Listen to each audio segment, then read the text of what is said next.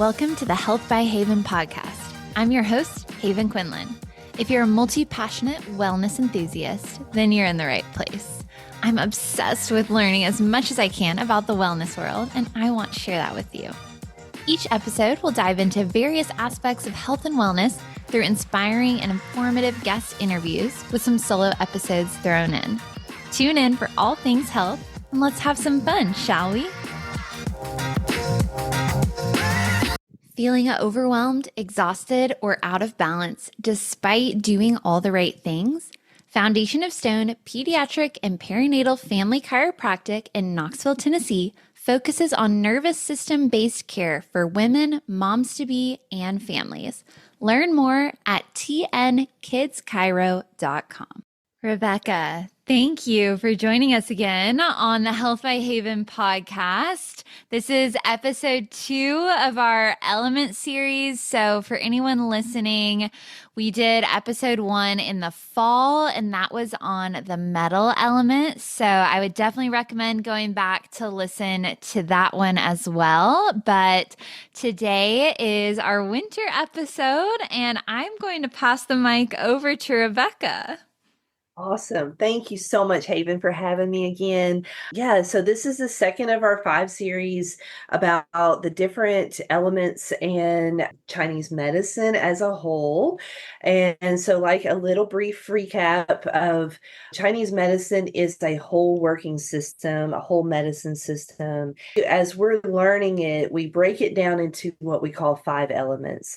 And so the 5 elements is reflective of nature, which we are nature, and how the cyclical nature and the way the seasons kind of show up differently in our bodies, and that is how the Chinese people figured out how to diagnose, figure out what is in balance and what's off balance, and how do we balance those things out, because the body ultimately wants to heal itself, and when it has the right ingredients, kind of like my example of last time of the tomato seed. The tomato seed's a great seed, but without the water, the soil, the sun, it will not grow. And so you need all 5 elements intertwining with each other and supporting each other to make a whole system. So as we tease these out into the different elements, just know that they do play upon each other, and there's really nothing separate. So it's all one thing. We started with the metal. The metal had a lot to do with the defense system, our immune system, our lungs, and our large intestine. And so now we're in the winter time. And so let's think about the winter, right? For just a moment of, it's short days, long nights, cold. What do we want to do in the wintertime? We have a tendency, we want to go inside, right? We want to be warm. We want to sit by a fire. We want to read books. We want to it's this whole idea of we want to go inside. So we didn't really talk about yin and yang last time, but winter is what we call the great yin, and then summer is the great yang. Okay. So what does that mean? So the yin, in the definition, it means the dark side of the hill. And so it's very romantic. And so when you think about the wintertime versus the summertime, the winter, you kind of close in, you go inside, and then the summertime, you go out, you have a lot of fun, you get out in the water, you're outside. And things flourish during the summertime, whereas nothing flourishes outwardly in the summertime.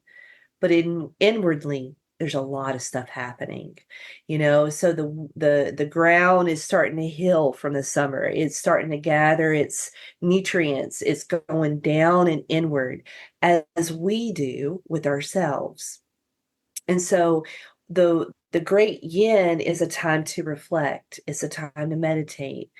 It's time that you've prepped during the fall. You've done some clearing, you've done some meditation. Then you're really starting to trust your intuition. And then you're going into the winter time to get a little bit deeper. So so that's that extra, and it sinks. They say that the water, from the mountain, so it comes out of the sky, and then it goes down the mountain, and then it goes down into the ground, creating a stream, a river, and then it goes into the ocean, right? Mm-hmm.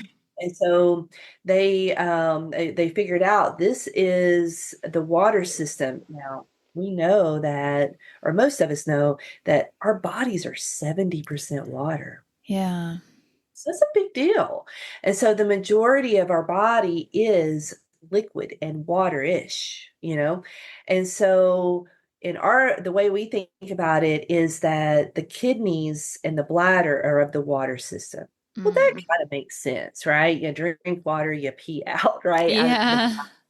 Yeah. And so we know that from just a pure, like, don't know anything, kidney and bladder, they just go together. Okay, we Mm-hmm. know that. And so the interesting thing is that in utero, so when the sperm and the egg came together, it combusted right at that point. There's actually a spark of energy that happens. Um, Mm. somehow I saw this on a National Geographic show. I don't know how they found that. Like, that's, you know what I'm saying? I don't understand that part, but it shows that there's a spark that happens. And so that literally is the bottom of the spinal cord, and then the spinal cord starts to form, and then the brain is formed, and then you start having the organs form and all of that kind of stuff. So the way we were taught in our school is that the kidneys hold the DNA of our whole entire body, because Wow. the no. And because the kidneys are right beside that spinal cord, right? So it's that L1, L2 area, the low back.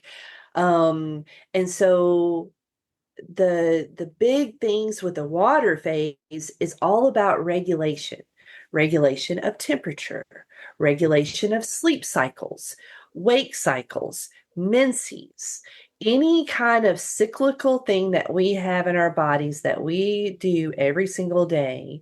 Almost, I guess it could say that it ties into the autonomic system. Do you know what the autonomic system Mm-hmm. Yes. that means? But you could explain it for listeners who maybe don't. Sure. So autonomic, I just think of automatic, right? It just Mm-hmm. automatically happens. We don't think about breathing. We don't think about digesting food, right? We don't have to think about all of that, or heart beating. Those are automatic type of systems. So the kidneys and the bladder phase, or the water phase, regulates those cycles. Okay. Yeah. So it's a big one. And we think about the water flowing. So let's go back to the emotional aspect, because that's kind of how we did Mm-hmm. last time. So the emotional aspect of the kidneys, well, in its positive state, it's your will. It's your will to Okay. survive. It's your will to thrive. And if we think about it, it's the base of our being, right? DNA, all of that kind of stuff wants to survive. And so, whatever your belief system is, you come into this world with a purpose, a contract, whatever it is that you believe, it doesn't matter. But that's what gives us drive. Okay. Mm.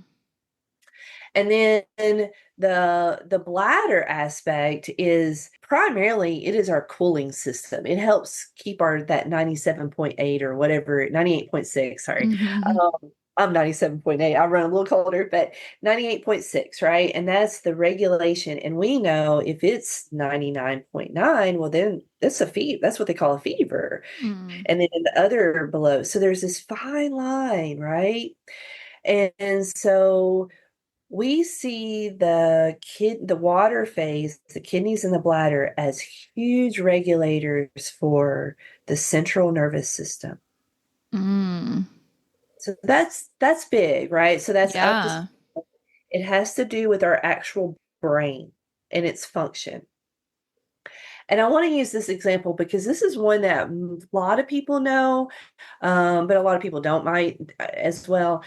But we know our grandmothers that got a urinary tract infection, and then they go a little cray-cray in the brain. Have you heard this? No. Undiagnosed. So they don't have the symptoms of a urinary tract infection, like, it doesn't hurt when they go pee, that it doesn't, there's no symptoms other than you're like, grandma has just gone cray-cray. right? Like, what is wrong with her? And I mean, like, she's like talking crazy. She's doing all this kind of crazy stuff. And then you take her to the doctor and they test her and then she has a urinary tract infection. They give her the Oh, antibiotics for it. They clear it. Everything clears up. So that shows me that Chinese medicine was right on par because it affected the brain yeah. from the kidneys. From Wild. the, yeah. And we know that when you get heart medicine, like blood pressure medicine, what are they doing? They're actually affecting the kidneys to circulate the fluid that influences the heart. So that's your fire and water regulation. Mm, The kidneys are known for being the scaffolding of the body. So I want to use this little example because I think it's just really kind of a cool visual because we need stories, right? We need something to connect to. And so, as I was taught in my school, we reflected on all the organs as a kingdom. Okay. mm, So we're going back 2,000 years ago, right? You have a kingdom, you have a king and you have a queen, and you've got a commander, the commander in chief, right? He's the one that runs the army. And then you've got the cooks, the people that provide the food and cook the food for everybody. And then you've got all of the people that make up the kingdom. Well, mm, that's the water part, is the people of the village. The king is the heart. Okay, that kind of makes sense because that part is the main thing that keeps things moving, right? In the mm-hmm, blood and all of that stuff. And if our heart's not beating, well, we're not here anymore, right? mm-hmm, Um, and then you've got the commander in chief. Well, that's the wood aspect, which we'll get to talk about next time. The kingdom of the water aspect is that it's our bones of our body. So it's a structure, it's a scaffolding in which that makes our bodies our bodies. mm, It's the central nervous system and the brain. It's also the regulation of all of our endocrine system. mm, So the endocrine system, for those that don't know, is all of our hormones. mm-hmm, So it regulates all of the hormones. So if someone comes into me and they've got irregular menses, and they're trying to get pregnant. Let's just talk a little fertility here. mm-hmm, And they're trying to get pregnant and they don't know what's going on. And so immediately I'm like, okay, where is the kidney phase in this? So we want to stimulate the kidneys to start to regulate all of the systems because frankly, if the body's not healthy within, especially in the womb and all of the things, it's not going to carry a baby. Like there's just no mm-hmm, way. Because a baby's not going to survive, just like that tomato seed, it's not going to survive if it doesn't have all the things that it needs to survive. And frankly, having a baby and creating a baby in your body is the most miraculous thing because everything has to fall into place perfectly for it to happen. So it is a miracle every time a baby is born, truly. Let's take a gentle pause for a moment. If life feels busy, heavy, or like your body is holding on to more than it should, this is your reminder that support can be simple and deeply comforting. Avoda Massage Therapy, with locations in Columbia and Lexington, South Carolina, offers therapeutic massage that's about more than just working out tight muscles. It's about creating space for your body to soften, your breath to slow, and your nervous system to feel safe enough to rest. Therapeutic massage can help ease everyday aches, reduce stress, improve circulation, and support better sleep. But just as importantly, it gives you a quiet place to reconnect with yourself. Avoda's care is thoughtful, unhurried, and tailored to what your body needs in that moment. Whether you're carrying stress in your shoulders, tension in your jaw, or simply feeling worn down, Avoda Massage Therapy offers a calm, welcoming space to feel supported and cared for. You can learn more or book a session with Avoda Massage Therapy in Columbia or Lexington, South Carolina, and give yourself permission to rest. The kidneys we use a lot in if you have a hard time getting to sleep and waking up properly. We use it I use it a lot with thyroid issues. Mm, Someone has a thyroid that's not working. Now, I'm going to suggest they're definitely going to go to Western medicine yeah. work with that, but we can assist in helping that function just a little bit better, right? Mm-hmm. Low back pain. A lot of times when low back pain and knee pain, that we tend to look at the kidney phase. So what's not, where are they weakened? Where are they working too hard? Because a lot of times it happens when we're overly worked. So you know a little bit of anatomy, right? You got the kidneys and then you got the adrenal glands that sit right on top of it. That's what Mm. we call our kidney yaw or into the bladder channel, but it's like the kidney yaw, they say. So we know if, like the majority of us in our society, are living on survival mode Mm-hmm. and we're in that fight or flight thing, right? Fight or flight all the time. Well, that invigorates the adrenals. How many people has Mm-hmm. heard of adrenal fatigue syndrome? Oh yeah. And so you've worn out your adrenals. And so that is a part of the kidney phase. And that's why everything just starts to shut down. I really think that's where some of the autoimmune deficiencies come from. And Mm. if the kidneys are not doing their cycles, then it's going to throw everything off. And then the body's going to start fighting itself because it does not know what to do. It's like it lost its transcription, right? It Mm. lost its direction. Mm-hmm. And that is the kidneys. It's about your direction. It's about your will. It's how do you go forward? Well, the opposite of that is fear. Mm. When you don't think that you can do what you need to do to survive, what sets in? There's a lot of fear. Mm-hmm. And I don't want to bring politics into this conversation, but there's a lot of uncertainty out there. Either way Mm-hmm. you go, whatever you Mm-hmm. support or what you don't support, there's a lot of unknowns. When our home is unknown, our foundation doesn't feel solid, fear is going to come up because that is a survival mechanism of like fear. Okay, I'm afraid of this. Let me get out of this situation, Mm-hmm. right? Let me shift, whatever. But at some point, we freeze. Mm. Right. And then there's the fight, flight, or freeze mode of trauma. And if we can't get help and we don't know where to go, we just freeze up and shut down. And so Mm-hmm. definitely know we're not functioning well in that because that's not going to Yeah. work. Yeah. And I do think that anxiety and fear go along with each other. And the anxiety, we would define that into the heart of the fire phase that we'll talk about later. But that's because usually you feel it in the chest. You feel a tightening in the chest, right? Mm-hmm. And then you freeze up. You don't know. You can't make a decision. You can't do anything. And that's when it goes into that freeze aspect. And I think that fear too is when we're fearful of something, then anxiety comes after that because we're Mm-hmm. scared and we don't know what to do. So now we're anxious about it because we don't have a decision or we don't Yeah. have a path to go on. So that's just a like the skimming of the top here because kidney phase is just it's the regulator. We'll just put it that way. It's the regulator of all the systems, and the bladder is its assistant and to move those, those systems in place. A lot of times, because I have so many people in my clinic that come in with anxiety. I mean, Mm-hmm. it's like between anxiety and depression. Those are like the two big ones. And then I have people like you that come in with stomach issues, and I'm like, oh, they're the worrier, right? Mm-hmm.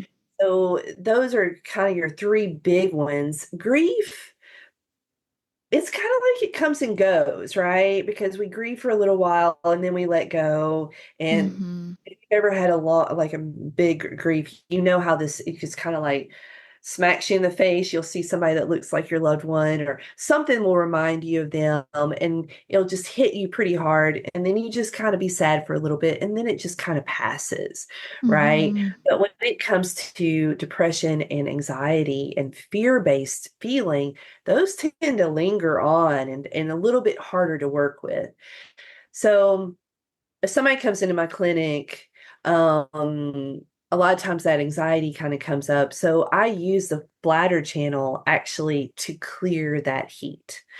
And because the nature of water in the winter is cold, Mm. cold water. So when somebody is having a hard time getting to sleep, we call that a heart anxiety, heart excess, we would call that. And so I would do gua sha. I don't know if we talked about gua sha. No, We did. no, I don't think so. Maybe in the very first episode a little bit. Maybe. So gua sha is such a great thing. And of course, TikTok kind of made it popular for your face, but we use it to release excess heat. And so, the erector spinae, the big bulky muscles in the back that go along the spine, those are called the erector spinae. And I'll take the spoon and go down the bladder channel. So that's the bladder channel. And then all this red and this stuff will kind of come up, not like stuff like gooey stuff, but like stuff, I realized what that sounded like. Like like almost like a rash, kind of like cupping marks if you've ever had Mm-hmm. cup. And immediately the person starts to feel cooler. Mm-hmm. So it's a way to cool down the system because when we're hot, you tend to be a little more agitated, right? You're like Mm-hmm. hot, sticky, and I just want to get out of this. But when things start to cool down, you're like, okay, now I can kind of calm my nervous, Yeah. right? And so the kidneys have to do with that central nervous system. And so it's centralizing all the energy inward and then down once again. Yeah. Okay. So, because you did the gua sha on my back on the bladder channel, I guess, my Yeah. first appointment, and I had like crazy bruising, and it didn't hurt at all, but it was like, whoa, there was a lot like moving through that, which is really cool to like see, because like the acupuncture, like you feel it in the experience, but there isn't really like the physical like you see it working almost like the gua sha. So that's really cool to like learn how those counteract. It really is. And then, back to the hormonal regulation that the water phase has a lot to do with is ladies that come in with hot flashes, right? Mm. Night sweats, they can't sleep. And it's just all of this heat, just heat. So I would do gua sha with them too, Uh-huh. right? Because, and here's the beautiful thing is like a lot of the treatments that I do, I can do them for so many different reasons. Yours Mm. is just to kind of calm the heart space so that you could sleep better. Mm-hmm. And also it will calm the anxiety. Whereas a lady that's having hot flashes, it helps boost that kidney energy. And what that does, it creates a cooling sensation within the body. And then that will help regulate their hormone aspect. So Pretty good. cool how you can use both for like such different Um, things. I'll tell you, in school, it was so crazy because they're like, "Oh, we can do that for this," and then they're like, "Yeah, but you can also use it for this." So it's really, You're like, what? I know, I'm like, it's supposed to be cut and dry. Like you do this for this and this for that. I'm like, no, that's not how Chinese medicine works. So that's what it actually makes it very challenging to learn because Yeah. kind of learn. But the thing is that it's all about concepts. If you can understand hot, cold, in or out, like if it's inside the body or if it's showing up on the outside of the body, if it's happening above the waist or below the waist. And then that's how we diagnose a lot, so it's pretty neat. But yeah, so I think that's a pretty good covering of the water phase. Knowing that that's the big daddy, it's the majority of our bodies. It has everything to do about your regulation of your sleep wake cycles, your menses, temperature regulation, all of your endocrine system. So, Yeah, yeah, so cool. And so I know you mentioned people coming in, and when you're focusing on the water channel, they might be experiencing like the fertility issues, the hot flashes, the fear. And then you also talked about like physical pains of like low back and knee pain, which I'm still like, how is all of this connected? But are those kind of like the main ones in the water channel? I think that's the majority. Yeah. Yeah, I think that pretty much covers just knowing that the water aspect, and that's another reason why we should drink lots of Yes. water. Great Um, advice. if you have, and I always, yeah, everybody says drink water, drink water, drink water. You're like, yeah, yeah, yeah, whatever. But if you think about every single one of your million, trillion, quadrillion cells, all 70% water, and if Yeah. you don't consume any water or any kind of vegetables that have a lot of water in them, then those little things are going to dry up. And so they're not as functional as you would like them to be. So if you don't do it for any other reason, just think about your cells are starving. They just want a little bit of water. They're thirsty. Water them. Thirsty, that's right. Well, this was such an awesome overview on water. I feel like I learned so much about how many different systems it connects to and how like there's emotional stuff and physical stuff that you could work on in acupuncture with the water system. So I think you're going to open a lot of people's eyes to that as well. And I'm excited to learn more about the next elements in our next segments. Awesome. Thank you, Rebekah. I cannot wait for our next episode. Before you go, I wanted to share some very exciting news for you. I have officially received my health coach and training certification from the Institute for Integrative Nutrition. This program is giving me even more knowledge on top of my schoolwork at Cornell University to be able to best serve my health coaching clients to help them achieve their health and wellness goals. So if you have some big goals that you want some support in achieving, please reach out to me to learn a little bit more about my coaching. And if coaching isn't for you, but you maybe know someone in your life who could benefit from working with a health coach, I would love for you to send them my way. I've officially opened enrollment for 3 new clients this spring. So send them to healthbyhaven.com or message me on Instagram at healthbyhaven. I would love to chat with you or your friends to see if we would be a good fit to work together. Thank you so much for tuning in to this episode of the Health by Haven podcast. If you enjoyed today's episode, please be sure to give the show a 5-star rating and leave a review. It makes such a huge difference in reaching new people and spreading the joy of healthy living. I would also be so appreciative if you subscribe to the show in the listening app of your choice so you never miss an episode. Your support truly means the world to me. Have a happy, healthy day, and I'll talk to you again soon.